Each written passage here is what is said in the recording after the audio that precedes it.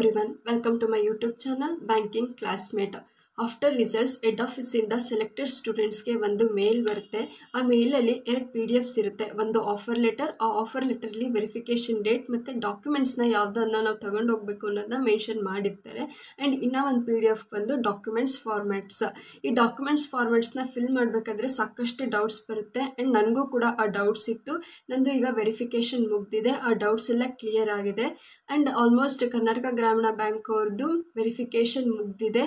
But Karnataka Vikas ಗ್ರಾಮೀಣ bank ಅವ್ರಿಗೆ ಇವಾಗ ವೆರಿಫಿಕೇಷನ್ ಡೇಟ್ನ ರಿಲೀಸ್ ಮಾಡಿದ್ದಾರೆ. ನಿಮಗೆ ಏನಾದರೂ ಡಾಕ್ಯುಮೆಂಟ್ಸ್ ಬಗ್ಗೆ ಡೌಟ್ ಇದ್ದರೆ ಅಥವಾ ಈ ಫಾರ್ಮ್ನ ಫಿಲ್ ಮಾಡೋಕ್ಕೆ ಏನಾದರೂ ಡೌಟ್ಸ್ ಇದ್ದರೆ ಈ ವಿಡಿಯೋನ ಕಂಪ್ಲೀಟಾಗಿ ನೋಡಿ. ನನಗೆ ಗೊತ್ತಿರೋ ಪಾಯಿಂಟ್ಸ್ ಎವ್ರಿ ಪಾಯಿಂಟ್ಸ್ನ ನಾನು ಕವರ್ ಮಾಡಿದ್ದೀನಿ. ಇದು ಫಾರ್ಮ್ಯಾಟ್ಸ್ ಬಂದು 45 ಶೀಟ್ಸ್ ಇದೆ.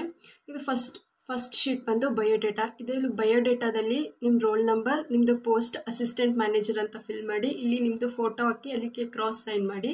ದೆನ್ ನಿಮ್ಮ ನೇಮ್ನ ಬ್ಲಾಕ್ ಲೆಟರ್ಸಲ್ಲೇ ಬರೀರಿ, age, date of birth. And ಇದು ಏಜ್ ಬಂದು ನಿಮ್ಮದು 1 ಜೂನ್ಗೆ, ಲಾಸ್ಟ್ ಇಯರ್ ಜೂನ್ಗೆ ಇಷ್ಟಿತ್ತು ಅಂತ ಬರೀರಿ. ಆ್ಯಂಡ್ ಬ್ಲಡ್ ಗ್ರೂಪ್, ಇದೆಲ್ಲ ನಿಮ್ಮದು ಡೀಟೇಲ್ಸ್, ಇದನ್ನೆಲ್ಲ ಫಿಲ್ ಮಾಡಿ. ಸೇಮ್ ನಿಮಗೆ ಯಾವುದು ಕೆಟಗರಿ ಕ್ಲೈಮ್ ಮಾಡ್ಕೊಂಡಿದ್ರಿ ಅದನ್ನು ಫಿಲ್ ಮಾಡಿ. ಇಲ್ಲಿ ನಿಮ್ಮದು permanent address and communication address 2 capital ಲೆಟರ್ಸಲ್ಲೇ ಬರೀರಿ. ದೆನ್ ಇದು ಪೇಜ್ ನಂಬರ್ 2 ಅಲ್ಲಿ ಸೇಮ್ ನಿಮ್ದು ಯಾವ ಕಾಸ್ಟ್, ಇದೆಲ್ಲ ನಿಮ್ಮದು ಬೇಸಿಕ್ ಡೀಟೇಲ್ಸ್ ಇದೆ. ಇದೆಲ್ಲ ಓದಿದರೆ ನಿಮಗೆ ಅರ್ಥ ಆಗುತ್ತೆ. ಇದನ್ನು ಫಿಲ್ ಮಾಡಿ.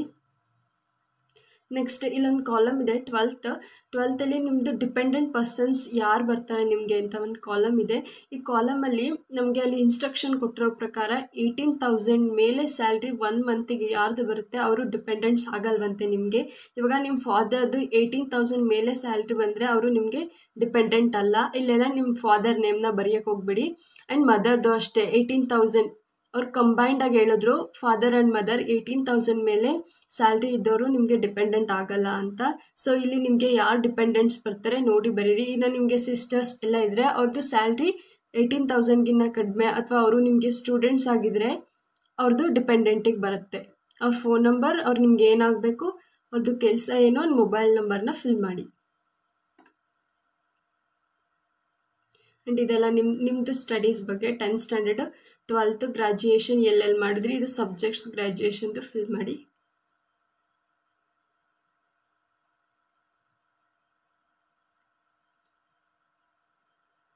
ನಿಮ್ಗೇನಾದರೂ ವರ್ಕ್ ಎಕ್ಸ್ಪೀರಿಯನ್ಸ್ ಇದ್ದರೆ ಇದು ಈ ಫಾರ್ಮ್ಯಾಟ್ ವರ್ಕ್ ಎಕ್ಸ್ಪೀರಿಯನ್ಸ್ ಅವ್ರದ್ದು. ಇದೆಲ್ಲ ಬೇಸಿಕ್ ಡೀಟೇಲ್ಸ್ ನಿಮ್ಮ ಬಗ್ಗೆ ಫಿಲ್ ಮಾಡಿ. ನಿಮ್ಗೆ ಯಾವ್ಯಾವ ಲ್ಯಾಂಗ್ವೇಜಸ್ ಗೊತ್ತು ಅದು.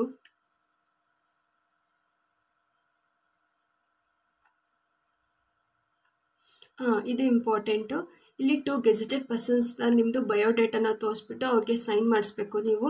ಅವ್ರದ್ದು ನೇಮ್, ಆಕ್ಯುಪೇಷನ್, ಆಫೀಸ್ ಅಡ್ರೆಸ್ ಇದು ಅವ್ರು ಫಿಲ್ ಮಾಡಿಕೊಡ್ತಾರೆ ನಿಮಗೆ. ನಾವು ಅವ್ರ ಕೈಲಿ ಫಿಲ್ ಮಾಡಿಸಿ ಮೊಬೈಲ್ ನಂಬರ್, ಇಮೇಲ್ ತೊಗೊಂಡು ಅವ್ರದ್ದು gazetted officer with seal sign ಮಾಡಿ. ಗೆಜೆಟೆಡ್ ಆಫೀಸರ್ಸ್ ಅಂದರೆ ಆಲ್ಮೋಸ್ಟ್ ಗ್ರೀನ್ ಇಂಕಲ್ಲಿ ಸೈನ್ ಮಾಡ್ತಾರೆ. ಹೈಸ್ಕೂಲ್ ಹೆಡ್ ಮಾಸ್ಟರ್ಸ್ ಮಾಡ್ತಾರೆ. ಆ್ಯಂಡ್ ಎನಿ ಡಾಕ್ಟರ್ಸ್ ಅವರ ಗೆಜೆಟೆಡ್ ಆಫೀಸ್ ಆಗಿರ್ತಾರೆ, ಅವ್ರ ಕೈಲಿ ಮಾಡಿಸಿ.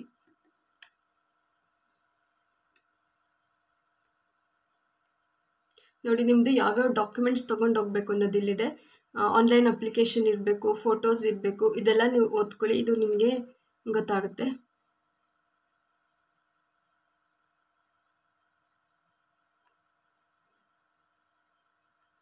ಇದೆಲ್ಲ ನಿಮ್ಮದು ಒರಿಜಿನಲ್ ಸರ್ಟಿಫಿಕೇಟ್ಸ್ ಯಾವ್ಯಾವ ತೊಗೊಂಡು ಹೋಗ್ಬೇಕು ಅನ್ನೋದು.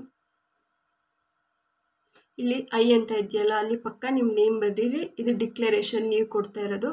ಆಮೇಲೆ ಡೇಟು, ಪ್ಲೇಸು. ಡೇಟ್ ಬಂದು ನಿಮಗೆ ಡಾಕ್ಯುಮೆಂಟ್ ವೆರಿಫಿಕೇಷನ್ ಇರುತ್ತಲ್ಲ ಆ ಡೇಟ್ನ ಫಿಲ್ ಮಾಡಿ. ಪ್ಲೇಸ್ ಬಂದು ನಿಮ್ಮ ಡಾಕ್ಯುಮೆಂಟ್ ವೆರಿಫಿಕೇಷನ್ ಪ್ಲೇಸ್ ಇರುತ್ತಲ್ಲ, ಇವಾಗ ನಮ್ಮದು ಬಳ್ಳಾರಿಲಾಗಿದ್ದು, ಸೊ ನಾವು ಬಳ್ಳಾರಿ ಅಂತ ಬರ್ಕೊಂಡು ಇಲ್ಲಿ ಸಿಗ್ನೇಚರ್ ಆಫ್ ದಿ ಕ್ಯಾಂಡಿಡೇಟ್ ನಿಮ್ಮದು ಸಿಗ್ನೇಚರ್ ಮಾಡಿ.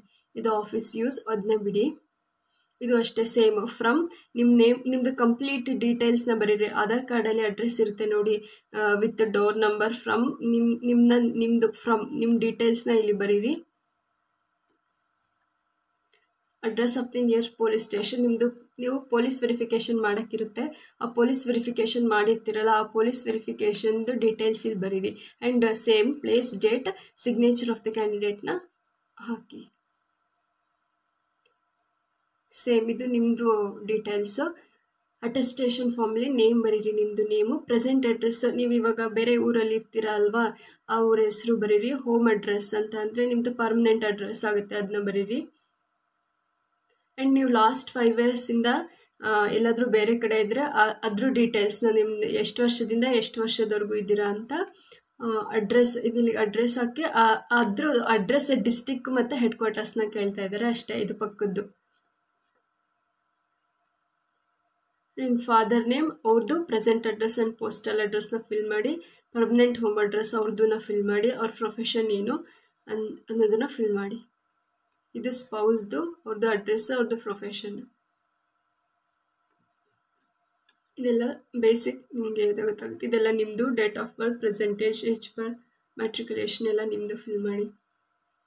ಆ್ಯಂಡ್ ಇಲ್ಲಿ ನೇಮ್ ಆಫ್ ಸ್ಕೂಲ್, ಕಾಲೇಜ್ ಇದೆಯಲ್ಲ, ಇಲ್ಲಿ SSLC first, date of entering, date of ಲೀವಿಂಗ್ನ ಫಿಲ್ ಮಾಡಿ. ಎಕ್ಸಾಮಿನೇಷನ್ ಪಾಸ್ಟ್ ಇಯರ್ ಇರುತ್ತೆ, ಅದನ್ನ ಫಿಲ್ ಮಾಡಿ.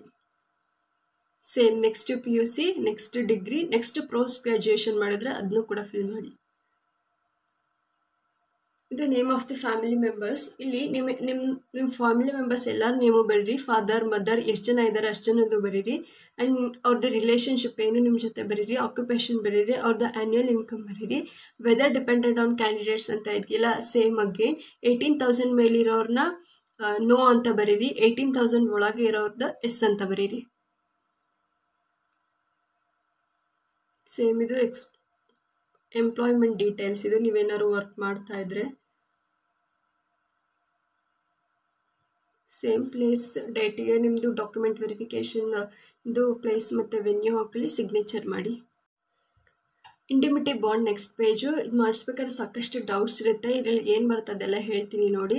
ಇಲ್ಲಿ this deed of indemnity is made on this day, ಇದು ಡೇಟ್, ನೀವು ಬಾಂಡ್ ಮಾಡಿಸ್ತಾ ಇರ್ತೀರಲ್ಲ ಆ ಡೇಟ್, ಮಂತ್, ಬೈ ಮೀ, ಇಲ್ಲಿ ನಿಮ್ಮ ಹೆಸರು, ಆ್ಯಂಡ್ ಇದು ಡಾಟರ್ ಆಫ್ ನಿಮ್ಮ ಫಾದರ್ ನೇಮ್, ಮತ್ತು ರೆಸಿಡೆಂಟ್ ಆಫ್ ನಿಮ್ಮದು ಅಡ್ರೆಸ್ ಹಾಕಿ, ಯಾವ ಸ್ಟೇಟ್ ಬರುತ್ತೆ ಅಂತ ಹಾಕಿ ಅಷ್ಟೇ.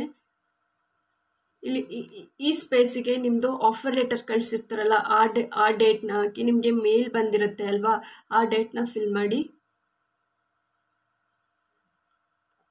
ಇಲ್ಲಿ ಇಂಡಿಮಿನಿಫೈಯರ್ ಇದೆಯಲ್ಲ, ಅದು ನೀವು ನಿಮ್ಮ ಸಿಗ್ನೇಚರ್ನ ಹಾಕಬೇಕು. ಆ್ಯಂಡ್ ಇಲ್ಲಿ ಮಾಡಿಸ್ಬೇಕಾದ್ರೆ ವಿಟ್ನೆಸ್ 2 ವಿಟ್ನೆಸ್ ಸೈನ್ ಹಾಕಿಸ್ಬೇಕು, ಅವ್ರ ನೇಮ್ ಆ್ಯಂಡ್ ಅಡ್ರೆಸ್. ನಿಮಗೆ ಕೇಳ್ತಾರೆ ಬಾಂಡ್ ಮಾಡಿಸ್ಬೇಕಾದ್ರೆ ಫಸ್ಟ್ ಪರ್ಸನ್ ಯಾರು, ಸೆಕೆಂಡ್ ಪರ್ಸನ್ ಯಾರು ಅಂತ. ಫಸ್ಟ್ ಪರ್ಸನ್ ಅಂದರೆ ನೀವು, ಸೆಕೆಂಡ್ ಪರ್ಸನ್ ಅಂತ ಅಂದರೆ ದಿ ಚೇರ್ಮನ್, ಕರ್ನಾಟಕ ಗ್ರಾಮೀಣ ಬ್ಯಾಂಕ್. ಕನ್ಸಾಲಿಡೇಷನ್ ಫೀಸ್ ಎಷ್ಟು ಅಂತ ಕೇಳ್ತಾರೆ. ಅವಾಗ ಅಲ್ಲಿ ಬಾಂಡಲ್ಲಿ ಇರುತ್ತಲ್ಲ, ನಾವು ಎಷ್ಟು ಅಮೌಂಟಿಗೆ ಬಾಂಡ್ ಮಾಡಿಸ್ತಾ ಇರ್ತೀವಿ ಅದು ಕನ್ಸಾಲಿಡೇಟೆಡ್ ಫೀಸ್ ಆಗುತ್ತೆ. ಇವಾಗ 3 lakhs ಮಾಡಿಸ್ತಾ ಇದ್ದರೆ 3 lakhs ಕನ್ಸಾಲಿಡೇಟೆಡ್ ಫೀಸ್ ಆಗುತ್ತೆ. ನೆಕ್ಸ್ಟ್ ಇದು ನಿಮಗೆ ಯಾರಾದರೂ ನಿಮ್ಮ ರಿಲೇಟಿವ್ಸ್ ವರ್ಕ್ ಮಾಡ್ತಾ ಇದ್ರೆ ಅವ್ರನ್ನ ಡೀಟೇಲ್ಸ್ ನೀವು ಕೊಡಬೇಕಾಗುತ್ತೆ. ಇದು ಅದ್ರ ಡೀಟೇಲ್ಸ್. ಇದು ನಿಮ್ಮದು ನೇಮ್ ಆಫ್ ದಿ ಕ್ಯಾಂಡಿಡೇಟ್, ನಿಮ್ಮ ನೇಮ್ ಬರೀರಿ. ಅಪಾಯಿಂಟೆಡ್ ಆಸ್ ಅಸಿಸ್ಟೆಂಟ್ ಮ್ಯಾನೇಜರ್ ಅಂದರೆ ಆ ಥರ ಬರೀರಿ. ಆ್ಯಂಡ್ ಡೇಟ್ ಆಫ್ ಬರ್ತ್, ನಿಮ್ಮ ಡೇಟ್ ಆಫ್ ಬರ್ತ್. ಇದೆಲ್ಲ ನಿಮ್ಗೆ ಅಪ್ಲೈ ಆಗಲ್ಲ ಅಂತ ಅಂದರೆ ನಾಟ್ ಅಪ್ಲಿಕಬಲ್ ಅಂತ ಬರೀರಿ. ನಿಮ್ಮ ಕ್ವಾಲಿಫಿಕೇಷನ್ ಬರೀರಿ. ಆ್ಯಂಡ್ ಇಲ್ಲಿಗೆ ನಾಟ್ ಅಪ್ಲಿಕಬಲ್ ಅಂತ ಬರೆದ್ಬಿಡಿ ಅಷ್ಟೇ. ಇಯರ್ ಬೈ ನಿಮ್ಮ ಸಿಗ್ನೇಚರು, ಡೇಟ್ ಇಲ್ಲಿ ಕೊಟ್ಟಿದ್ದಾರೆ, ನಿಮ್ಮ ರಿಲೇಟಿವ್ಸ್ ನೇಮ್ಸ್ ಅದನ್ನು ಬರಿಬೋದು ಅಷ್ಟೇ. ಇದು declaration of qualification, age and cost. ಇದೆಲ್ಲ ನೀವು ನಿಮ್ಮ ಹ್ಯಾಂಡ್ ರೈಟಿಂಗಲ್ಲೇ ಕೊಡಬೇಕು. Declare that my education qualification is, ನಿಮ್ಮದು ಫೈನಲ್ ಎಜುಕೇಷನ್ ಕ್ವಾಲಿಫಿಕೇಷನ್ ಅಪ್ಲೈ ಮಾಡ್ಬೇಕಾದ್ರೆ ಹಾಕಿರ್ತೀರಿ ಅಲ್ವಾ, BE ಆದರೆ BE, BA ಆದರೆ BE ಅಂತ ಬರೀರಿ. Same I have passed BE standard from ನಿಮ್ಮದು ಕಾಲೇಜ್ ನೇಮ್ ಬರೀರಿ, ಅಲ್ಲಿ ನೇಮ್ ಆಫ್ ದ ಸ್ಕೂಲ್ಗೆ. ಆಮೇಲೆ ಯಾವ ಇಯರಲ್ಲಿ ನೀವು ಪಾಸ್ಡ್ ಔಟ್ ಆಗಿದ್ದೀರಾ ಅಂತ ಇಲ್ಲಿಗೆ ಪಾಸ್ಡ್ ಔಟ್ ಇಯರ್ ಬರೀರಿ.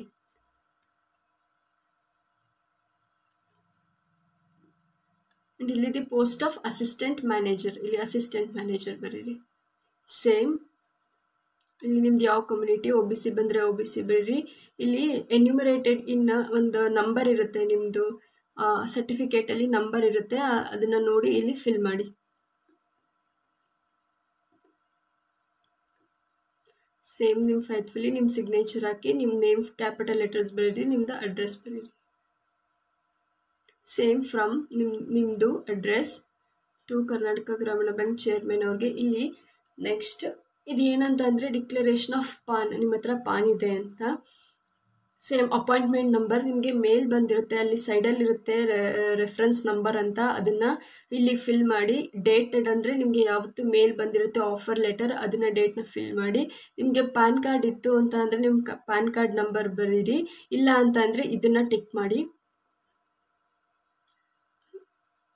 And important PAN card must and should ಫಸ್ಟೇ ತಗೊಂಡೋಗಿ, ಇಲ್ಲ ಅಂತ ಅಂದರೆ ಸ್ಯಾಲ್ರಿ ಕೊಡಲ್ಲ, ಡಿಲೇ ಆಗುತ್ತೆ ಸ್ಯಾಲ್ರಿ ಮಾಡೋದು. ಪ್ಯಾನ್ ಕಾರ್ಡ್ ಇಲ್ಲ ಅಂತ ಅಂದ್ರೂ ಫಸ್ಟೇ ಅಪ್ಲೈ ಮಾಡಿ ಪ್ಯಾನ್ ಕಾರ್ಡ್ನ ರೆಡಿ ಮಾಡ್ಕೊಳ್ಳಿ. ಸೇಮ್ ಇದು ಡಿಕ್ಲರೇಷನ್ ಬಂದು ಆಧಾರ್ದು ಫ್ರಮ್ ನಿಮ್ಮ ಅಡ್ರೆಸ್ ಟು ಚೇರ್ಮನ್ಗೆ. ಸೇಮ್ ಅಪಾಯಿಂಟ್ಮೆಂಟ್ ನಂಬರ್ ಬರೀರಿ, ನಿಮ್ಮದು ಮೇಲ್ ಬಂದಿರೋ ಡೇಟ್ ಬರೀರಿ, ಆಧಾರ್ ನಂಬರ್ ಬರೀರಿ, ಅಷ್ಟೇ. ನಿಮ್ಮ ಸಿಗ್ನೇಚರ್ ಹಾಕಿ ಇಲ್ಲಿ ಫೇತ್ಫುಲ್ಲಿಗೆ. ಸೇಮ್ ಎಂಪ್ಲಾಯ್ಮೆಂಟ್ ಎಕ್ಸ್ಚೇಂಜ್ ರಿಜಿಸ್ಟ್ರೇಷನ್, ಇದು ನಾವೇನು ಮಾಡಿಸಿರ್ಲಿಲ್ಲ, ಆಲ್ಮೋಸ್ಟ್ ಯಾರೂ ಮಾಡಿಸಿರಲ್ಲ ವೆರಿಫಿಕೇಷನ್ ಟೈಮಲ್ಲಿ. ಇಲ್ಲಿ ಐ ಹ್ಯಾವ್ ನಾಟ್ ರಿಜಿಸ್ಟರ್ಡ್ ಅಂತ ಇದೆಯಲ್ಲ, ಇದನ್ನು ಟಿಕ್ ಮಾಡಿ, ಅಷ್ಟೇ. ನಿಮ್ಮ ಸಿಗ್ನೇಚರ್ ಹಾಕಿ. ಆ್ಯಂಡ್ ಇದು ನಿಮ್ಮದು ಇನ್ಫಾರ್ಮೇಷನ್ ನಿಮ್ಮ ಬಗ್ಗೆ, ನಿಮ್ಮ ನೇಮ್, ನಿಮ್ಮ ಪೋಸ್ಟಲ್ ಅಡ್ರೆಸ್, ನಿಮ್ಮ ಫಾದರ್ ನೇಮ್ ಮತ್ತು ಹಸ್ಬೆಂಡ್ ನೇಮ್ ಇಲ್ಲಿ ಇದೆಯಲ್ವಾ, ಇಲ್ಲಿ ಎಲ್ಲ ಇದೆಲ್ಲ ಡಿಸೀಸಸ್ ಬಗ್ಗೆ ಇದೆ ಸ್ವಲ್ಪ. ಅದು ಎಸ್ ಇದ್ರೆ ಎಸ್ ಅಂತ ಬರೀರಿ, ನೋ ಇದ್ರೆ ನೋ ಅಂತ ಬರೀರಿ. ಇದಕ್ಕೆ ಒಬ್ಬರು ವಿಟ್ನೆಸ್ ಸೈನ್ ಹಾಕಬೇಕು ಆ ಫಾರ್ಮ್ಗೆ. ನಿಮ್ಮ ಅಕ್ಕಪಕ್ಕ ಮನೆಯವ್ರು ಯಾರಾದರೂ ಇರ್ತಾರಲ್ಲ, ಇದಕ್ಕೇನು ಗೆಜೆಟೆಡ್ ಆಫೀಸರ್ಸ್ ಅಂತ ಏನೂ ಇಲ್ಲ, ಬರೀ ವಿಟ್ನೆಸ್ ನಿಮ್ಮ ಅಕ್ಕಪಕ್ಕ ಮನೆಯವ್ರ ಹತ್ರ ಸೈನ್ ಹಾಕ್ಸ್ಕೊಳ್ಳಿ. ಫ್ರೆಂಡ್ಸ್ ಯಾರಾದರೂ ಆಯಿತು, ಅವ್ರದ್ದು ನೇಮು, ಅಡ್ರೆಸ್, ಮೊಬೈಲ್ ನಂಬರ್ ತೊಗೊಳ್ಳಿ, ನಿಮ್ಮದು ಸೈನ್ ಹಾಕಿ ಅವ್ರ ಹತ್ರನೂ ಸಿಗ್ನೇಚರ್ ಮಾಡಿಸಿ. ಇದು ಯೂಸರ್ ಆಕ್ಸೆಸ್ ಫಾರ್ಮ್ ಅಂತ. ಸೇಮ್ ಇಲ್ಲಿ ನಿಮ್ಮ ನೇಮ್, ನಿಮ್ದು ಏನು ಡೀಟೇಲ್ಸ್ ಇದೆ ಅದನ್ನ ಫಿಲ್ ಮಾಡಿ. ಈಗ ಸ್ಟಾಫ್ ನಂಬರ್ ಇದೆಲ್ಲ ಗೊತ್ತಿಲ್ಲ ಅಲ್ಲ, ಅದೆಲ್ಲ ಬಿಟ್ಬಿಡಿ. ಸೇಮ್ ನಿಮ್ಮ ಸಿಗ್ನೇಚರ್ ಹಾಕೋದು ಅಷ್ಟೆ.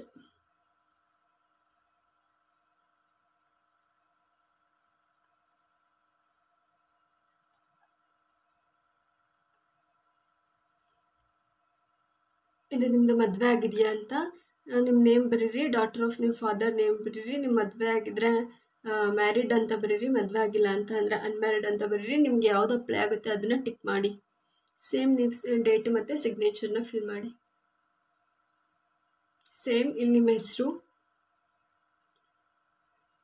ಇದು ಅಫಿಷಿಯಲ್ಸ್ ಮಾಡ್ತಾರೆ, ಅಲ್ಲಿ ನಮಗೆ ವೆರಿಫಿಕೇಷನ್ ಮಾಡ್ತಾ ಇರ್ತಾರಲ್ಲ, ಸೈನ್ ಇಟ್ ಬಿಫೋರ್ ಮೀ. ಇಲ್ಲಿ ಫಸ್ಟ್ ನೀವು ಸಿಗ್ನೇಚರ್ ಎಲ್ಲ ಹಾಕೊಂಡು ಹೋಗ್ಬೇಡಿ, ಇದು ಅವ್ರ ಮುಂದೆನೇ ಮಾಡಬೇಕು. ಇದೊಂದು ಫಾರ್ಮ್, ಸಿಗ್ನೇಚರ್, ಡೇಟ್, ಪ್ಲೇಸ್ ಏನೂ ಬರಿಬೇಡಿ. ಇದೊಂದು ಫಾರ್ಮ್ ಮಾತ್ರ ನಾವು ಅವ್ರ ಮುಂದೆನೇ ಸೈನು, ಡೇಟು, ಪ್ಲೇಸು ಹಾಕಬೇಕು. ಇದು ಅವ್ರದ್ದು ಡೀಟೇಲ್ಸ್ ಅಫಿಷಿಯಲ್ಸ್ದು, ಇದು ನಿಮ್ಮ ಡೀಟೇಲ್ಸ್ ಆಗುತ್ತೆ. ಈ ಕಡೆ ನಿಮ್ಮ ಡೀಟೇಲ್ಸ್ ಅವರೇ ಫಿಲ್ ಮಾಡಿಸ್ತಾರೆ, ಈ ಫಾರ್ಮ್ ಏನು ಫಿಲ್ ಮಾಡಿಬಿಡಿ. ಇದು ನೀವು ಎಲ್ಲಿದ್ದೀರಾ ಅಂತ ನಿಮ್ಮ ಪ್ಲೇಸ್ ನೇಮ್ ಬರೀರಿ, ನಿಮ್ಮ ಪ್ಲೇಸ್ ಅದು ಯಾವ ಡಿಸ್ಟಿಕ್ ಬರುತ್ತೆ ಅಂತ ಬರೀರಿ. ಇದು ನಿಮ್ಮದು ಪ್ಲೇಸ್ ಆಫ್ ಬರ್ತ್ ಇದ್ದರೆ ಇದೇ ನಿಮ್ಮ ಪ್ಲೇಸ್ ಆಫ್ ಬರ್ತ್ ಇದ್ದರೆ ಟಿಕ್ ಮಾಡಿ. ಆ್ಯಂಡ್ ನೀವು ಈಗಿರೋ ಪ್ಲೇಸ್ ಅದು ನಿಮ್ಮ ಪ್ಲೇಸ್ ಆಫ್ ಬರ್ತ್ ಅಲ್ಲ ಅಂತ ಅಂದರೆ ಇದಕ್ಕೆ ಬರೀರಿ, this is not above my place of birth ಅಂತ ಇದನ್ನ ಟಿಕ್ ಮಾಡಿ. ನಿಮ್ಮದು ಯಾವುದು ಪ್ಲೇಸ್ ಆಫ್ ಬರ್ತ್ ಇದೆ ಅದನ್ನ ಫಿಲ್ ಮಾಡಿ. ನೀವು ಏನಕ್ಕಿದ್ದೀರಾ ಅಂತ, for the purpose of education ಏನಕ್ಕಿದ್ದೀರಾ ಅಂತ ಇಲ್ಲಿ ನೀವು ರೀಸನ್ಸ್ನ ಬರಿಬೇಕು. ಸೇಮ್ ನಿಮ್ಮ signature, name, designation, nature of appointment. ಇದು ಗೊತ್ತಿಲ್ಲ ಅಂತಂದರೆ ಏನು ಬರಿಬಿಡಿ. Name, name in full, designation ಬರೀರಿ. Same name, designation.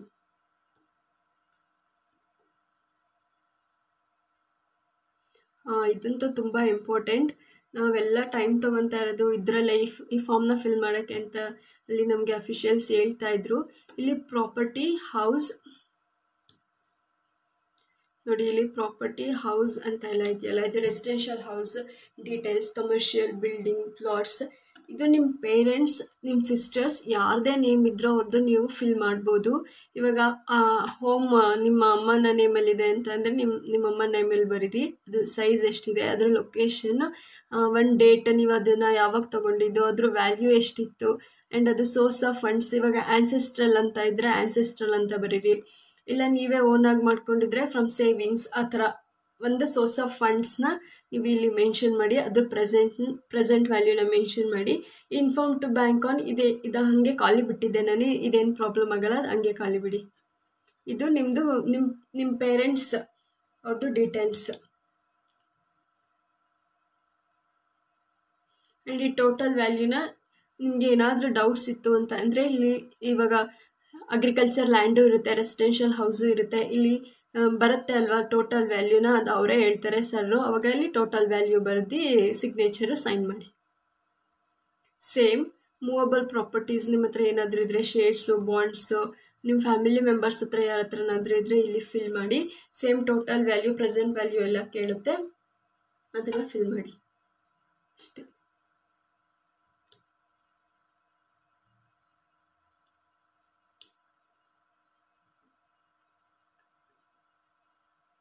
ಲೋನ್ಸ್, ನಿಮ್ದು ಯಾವುದಾದ್ರೂ ಪೆಂಡಿಂಗ್ ಲೋನ್ಸ್ ಏನಾದರೂ ಇದ್ದರೆ ನಿಮ್ಮದು ಲೋನ್ಸ್ ಡೀಟೇಲ್ಸ್ ಇಲ್ಲಿ ಬರೀರಿ. ಅದಕ್ಕೆ ಏನು ಸೆಕ್ಯೂರ್ ಕೊಟ್ಟಿದ್ದೀರಾ, ಅನ್ಸೆಕ್ಯೂರ್ಡ್ ಲೋನಾ, ಯಾವ ಟೈಪ್ ಆಫ್ ಲೋನ್ ಅಂತ ಅಂದ್ಬಿಟ್ಟು ಇದನ್ನು ಬರೀರಿ. ಬ್ಯಾಲೆನ್ಸ್ ಇದ್ದರೆ ಬ್ಯಾಲೆನ್ಸ್ ಬರೀರಿ ಅಷ್ಟೇ. ಇದು ರಿಲೇಟೆಡ್ ಲೋನ್ಸ್ ಬಗ್ಗೆ.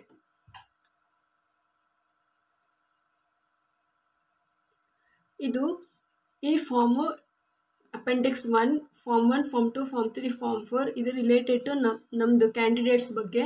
ನಿಮ್ಮ ಬಗ್ಗೆ ನೇಮ್ ಬರೀರಿ ಅಷ್ಟೇ. ಇಲ್ಲೆಲ್ಲ ಸ್ಟಾಫ್ ನಂಬರ್ ಇದೆಲ್ಲ ಏನು ಬರಿಬೇಡಿ, ಫಿಲ್ ಮಾಡಿಬಿಡಿ. ನಿಮಗೆ ಗೊತ್ತಿರೋದಷ್ಟೇ ಫಿಲ್ ಮಾಡಿ, ಅಪ್ಲೈ ಆಗದೆ ಇರೋದ ಫಿಲ್ ಮಾಡಿಬಿಡಿ. ಡೇಟು ಸಿಗ್ನೇಚರು ಹಾಕಿ.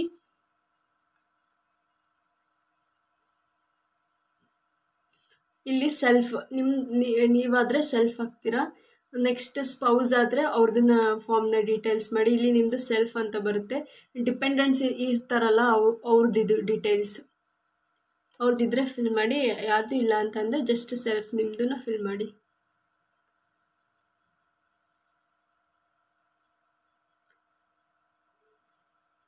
ನಿಮ್ಮದು ಬ್ಯಾಂಕ್ ಬ್ಯಾಲೆನ್ಸ್ ಇರುತ್ತಲ್ಲ ಫಾರ್ಮ್ 2 ಮೇಲೆ, ಇದು ನಿಮ್ಮ ಬ್ಯಾಂಕ್ ಬ್ಯಾಲೆನ್ಸ್ ಬರೀರಿ. ನಿಮ್ದು ಯಾವ್ದಾದ್ರು ಇನ್ಶೂರೆನ್ಸ್ ಪೇಯ್ಡ್ ಮಾಡ್ತಾಯಿದ್ರೆ ಇನ್ಶೂರೆನ್ಸ್ ಡೀಟೇಲ್ಸ್ ಬರೀರಿ. ಶೇರ್ಸು, ಮ್ಯೂಚುವಲ್ ಫಂಡ್ಸ್, ನಿಮ್ಮದು ಲೋನ್ಸ್ ಇದ್ದರೆ, ಮೋಟಾರ್ ವೆಹಿಕಲ್ಸ್ ಇದೆಲ್ಲ ನಿಮ್ಮದು ಡೀಟೇಲ್ಸ್. ಜ್ಯುವೆಲರಿ ನಿಮ್ಮ ಹತ್ರ ಎಷ್ಟಿರುತ್ತೆ ಅದನ್ನು ಆ್ಯಡ್ ಮಾಡಿ.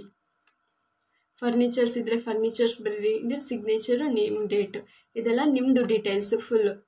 ಈ ಫಾರ್ಮ್ ಅಪೆಂಡಿಕ್ಸ್ 1, ಫಾರ್ಮ್ 2, ಫಾರ್ಮ್ 3 ಕೂಡ ನಿಮ್ಗೆ ಏನಾದರೂ ಪ್ರಾಪರ್ಟೀಸ್ ಇದ್ದರೆ ಇದೆಲ್ಲ ನಿಮ್ಮದು ಫಾರ್ಮ್ ಡೀಟೇಲ್ಸ್ ನೋಡಿ. ಇದು statements of the employable form number 3 ಇದು ನಿಮ್ಮದು form details. Next form number 4 serial number, ಇದು ನಿಮ್ಮದಾದರೆ ಸೆಲ್ಫ್ ಅಂತ ಮಾಡಿ. ಅವ್ರದ್ದು ಅಡ್ರೆಸ್ ಇದು ಅಷ್ಟೇ, ಲೋನ್ಸ್ ಅಷ್ಟೇ. ಆ್ಯಂಡ್ ನೆಕ್ಸ್ಟ್ ಬಂದು ಫಾರ್ಮ್ F, ಸೇಮ್ ನಿಮ್ಮ ನೇಮ್ನ ಫಿಲ್ ಮಾಡಿ. ಇಲ್ಲಿ ನಿಮ್ಮದು ನಾಮಿನೀಸ್ ಕೊಡಬೇಕು. ನೀವು ಅವ್ರಿಗೆ ನಾಮಿನೀಸ್ ನೇಮ್ ಬರೆದು ಅವ್ರು ನಿಮ್ಗೆ ಏನಾಗಬೇಕು ಅವ್ರದ್ದು ಏಜ್ ಬರೀರಿ. ಆ್ಯಂಡ್ ಎಷ್ಟು ಪರ್ಸೆಂಟೇಜ್ ಅವರಿಗೆ ಅಮೌಂಟ್ ಸಲ್ಲಬೇಕು ಅನ್ನೋದನ್ನ ಬರೀರಿ. ಸೇಮ್ ಇದೆಲ್ಲ ನಿಮ್ಮದು ಇರುತ್ತೆ. ಡೀಟೇಲ್ಸ್, ಬೇಸಿಕ್ ಡೀಟೇಲ್ಸ್ ಇದೆ ಈ ಅಪ್ಲಿಕೇಶನಲ್ಲಿ, ಇದನ್ನೆಲ್ಲ ಫಿಲ್ ಮಾಡಿ. ವಿಟ್ನೆಸ್ ಹತ್ರ ಇವರು ಅಷ್ಟೇ. ವಿಟ್ನೆಸ್ ನಿಮಗೆ ಗೊತ್ತಿರೋರ ಹತ್ರ, ಅಕ್ಕಪಕ್ಕ ಮನೆಯವ್ರ ಹತ್ರ, ಯಾರ ಹತ್ರನಾದರೂ ಹಾಕಿಸ್ಕೊಳ್ಳಿ. ಇದೆಲ್ಲ ಏನು ಗೆಸ್ಟೆಡ್ ಸೈನ್ ಆಗಬೇಕಂತ ಏನಿಲ್ಲ, ಜಸ್ಟ್ ವಿಟ್ನೆಸ್, ಸಾಕ್ಷಿದಾರರು.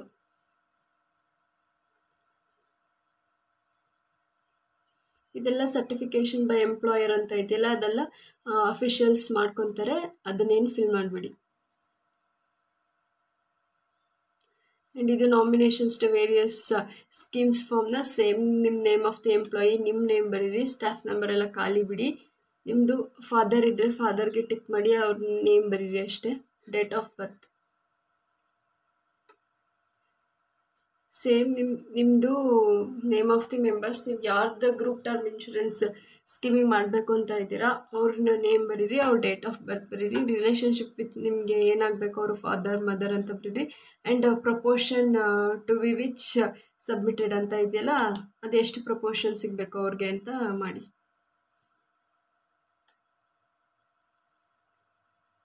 ಇದು ಇನ್ಕಮ್ ಆ್ಯಂಡ್ ಅಸೆಟ್ ಸರ್ಟಿಫಿಕೇಟ್, ಇದು ವೀಕರ್ ಸೆಕ್ಷನ್ ಅವ್ರದ್ದು ನೋಡಿ ಈ ಥರ ಇರುತ್ತೆ. ಇದು ಒರಿಜಿನಲ್ ಫಾರ್ಮ್ ತೊಗೊಂಡೋಗ್ಬೇಕು. ಅವ್ರು ಜಸ್ಟ್ ಇದು ಫಾರ್ಮ್ಯಾಟ್ ಯಾವ ಥರ ಇರುತ್ತೆ ಅಂತ ಕೊಟ್ಟಿರೋದು. ಇದೆಲ್ಲ ಡಾಕ್ಯುಮೆಂಟ್ಸ್ ಒರಿಜಿನಲ್ ತೊಗೋಬೇಕು. EWS ಇದ್ದರೆ EWS, OBC ಇದ್ದರೆ OBC ನೋಡಿ. ಇದು OBC ಅವ್ರದ್ದು ಈ ಥರ ಇರುತ್ತೆ ಫಾರ್ಮ್ಯಾಟ್. ಇದು ಐಡೆಂಟಿಟಿ ಸರ್ಟಿಫಿಕೇಟ್. ಇಲ್ಲಿ ನಿಮ್ಮ ಫೋಟೋ ಒಂದು ಅಂಟಿಸಿ ಇದನ್ನು ಅಷ್ಟೇ ಒಬ್ಬರು ಆಫೀಸರ್ ಹತ್ರ ಮಾಡಿಸ್ಬೇಕು ನೀವು. ಅವ್ರು ಯಾರಾದರೂ ಆಗಿರ್ಬೋದು ನೋಡಿ, ಇಲ್ಲಿ ಗೆಜೆಟೆಡ್ ಆಫೀಸರ್ಸ್ ಆದರೂ ಆಗಿರ್ಬೋದು, MP ಆಗಿರ್ಬೋದು, MLA ಆಗಿರ್ಬೋದು. ನಿಮ್ಮ ರೀಜನಲ್ಲಿ ಇಷ್ಟು 7-8 ಪಾಯಿಂಟ್ಸ್ ಕೊಟ್ಟಿದ್ದಾರಲ್ಲ, ಆ ಮೆಂಬರ್ಸಲ್ಲಿ ಯಾರ ಹತ್ರನಾದರೂ ನೀವು ಇದನ್ನು ಸೈನ್ ಮಾಡಿಸ್ಬೋದು. ನಿಮ್ಮ ಹೆಸರು ಬರೀರಿ, ನಿಮ್ಮ ಫಾದರ್ ಹೆಸರು ಬರೀರಿ, ನೀವು ಎಷ್ಟು ವರ್ಷ ಇದ್ದೀರಾ ಅನ್ನೋದನ್ನು ಬರೆದ್ಬಿಟ್ಟು ಅವ್ರ ಹತ್ರ ನಿಮ್ಮ ಸೈನ್ ಹಾಕ್ಬಿಟ್ಟು ಅವ್ರ ಹತ್ರ ಒಂದು ಸಿಗ್ನೇಚರ್ ಹಾಕಿಸ್ಕೊಳ್ಳಿ. ಒಂದು ಐಡೆಂಟಿಟಿ ಸರ್ಟಿಫಿಕೇಟ್. ಇಲ್ಲ ನಿಮ್ಮ ಸ್ಕೂಲಲ್ಲಿ ಮಾಡಿಕೊಟ್ರೆ, ಮೀನ್ಸ್ ಸ್ಕೂಲ್ ಅಂತಂದರೆ ಹೈಸ್ಕೂಲ್ ಆಗಿರಬೇಕು, ಗೆಜೆಟೆಡ್ ಆಫೀಸರ್ಸೇ ಆಗಿರಬೇಕು. ಇದು ಕಂಡಕ್ಟ್ ಆ್ಯಂಡ್ ಕ್ಯಾರೆಕ್ಟರ್ ಸರ್ಟಿಫಿಕೇಟ್. 3 ಕಡೆ ಬರೆಸ್ಬೇಕು. ಅದರಲ್ಲಿ ಒಂದು ಕಂಪಲ್ಸರಿ ಬಂದು ನೀವು ಲಾಸ್ಟ್ ಸ್ಟಡಿಡ್ ಕಾಲೇಜು, ನೀವು PG ಮಾಡಿದ್ರೆ ಅದರಲ್ಲೇ ಬರೆಸ್ಬೋದು, ಅಥವಾ ಬರೀ ಗ್ರ್ಯಾಜುಯೇಷನ್ ಮಾಡಿದ್ರೆ ಆ ಕಾಲೇಜಿಂದ 1 ಬರೆಸ್ಬೇಕು. ಇನ್ನು 2 ನೀವು ಯಾರ ಹತ್ರನಾದರೂ ಬರೆಸ್ಬೋದು. MP, MLA, ಸ್ಕೂಲ್ಸ್ ಯಾರ ಹತ್ರನಾದರೂ ಬರೆಸ್ಕೊಬೋದು.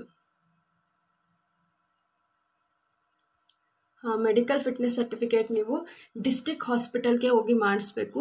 ಡಿಸ್ಟ್ರಿಕ್ಟ್ ಹಾಸ್ಪಿಟಲ್ಗೆ ಹೋಗಿ ಮಾಡಿಸಿದ್ರೂ ನೀವು ಒಂದ್ಸಲ ಸೀಲು ಸೈನ್ನ ಚೆಕ್ ಮಾಡ್ಕೊಳ್ಳಿ. ಬಿಕಾಸ್ ಡಿಸ್ಟ್ರಿಕ್ಟ್ ಹಾಸ್ಪಿಟಲಲ್ಲೂ ಅವರು ಸೀಲು ಸೈನ್ ನೋಡಿ, ಇವ್ರು ಕೇಳಿರೋದು ಸೀಲು ಸೈನ್ ಇರೋದು medical certificate issuing donor should not be below assistant civil surgeon ಅಂತ ಇದೆ. ಇದ್ರ ಕೆಳಗಡೆ ಇರೋರು ಸೀಲ್ ಹಾಕಿದ್ರೆ ಅವ್ರು ಅಕ್ಸೆಪ್ಟ್ ಮಾಡಲ್ಲ ಅಲ್ಲಿ ಡಾಕ್ಯುಮೆಂಟ್ ವೆರಿಫಿಕೇಷನಲ್ಲಿ. ನಂದು ಕೂಡ ಹಾಸನ್ ಡಿಸ್ಟ್ರಿಕ್ಟ್ ಹಾಸ್ಪಿಟಲಲ್ಲಿ ಮಾಡಿಸಿದ್ರು ಕೂಡ ಅವರು ಸೀಲ್ ವೈದ್ಯಾಧಿಕಾರಿಗಳು ಅಂತ ಇತ್ತು, ಅದನ್ನು ಹಾಕಿದ್ರು. ಇದಾಗಲ್ಲ ಅಂತಲೇ ಹೇಳಿದ್ರು ನನಗೆ. ನಾನು ಅಗೇನ್ ಮತ್ತೆ ಒಂದು ಮಾಡಿಸ್ಕೊಟ್ಟೆ. ಸೊ ನೀವು ನೀವು ಡಿಸ್ಟ್ರಿಕ್ಟ್ ಹಾಸ್ಪಿಟಲಲ್ಲಿ ಮಾಡಿಸಿದ್ರು ಕೂಡ ಒಂದ್ಸಲ ಸೀಲ್ ಚೆಕ್ ಮಾಡ್ಕೊಳ್ಳಿ. ಅದರಲ್ಲಿ ಸರ್ಜನ್ ಅಂತ ಇರಬೇಕು, ಡಿಸ್ಟ್ರಿಕ್ಟ್ ಸರ್ಜನ್ ಅಂತ ಇರುತ್ತೆ, ವೈದ್ಯಾಧಿಕಾರಿಗಳು ಅಂತ ಇರುತ್ತೆ, ಅದು ಅವ್ರು ಅಕ್ಸೆಪ್ಟ್ ಮಾಡಲ್ಲ. ಅವ್ರ ಕೈಲಿ ಮಾಡಿಸ್ಬಿಡಿ. ಅಗೇನ್ ಮಾಡಿಸ್ಕೊ ಬನ್ನಿ ಅಂತ ಹೇಳ್ತಾರೆ, ಇಲ್ಲ ಮತ್ತೆ ಪೋಸ್ಟ್ ಮಾಡಬೇಕಾಗುತ್ತೆ ನೀವು ಹೆಡ್ ಆಫೀಸ್ ಅಡ್ರೆಸ್ಗೆ. ಸೊ ಮಾಡಿಸ್ಬೇಕಾದ್ರೆ ಸ್ವಲ್ಪ ಕೇರ್ಫುಲ್ಲಾಗಿ ನೋಡ್ಕೊಂಡು ಮಾಡಿಸಿ.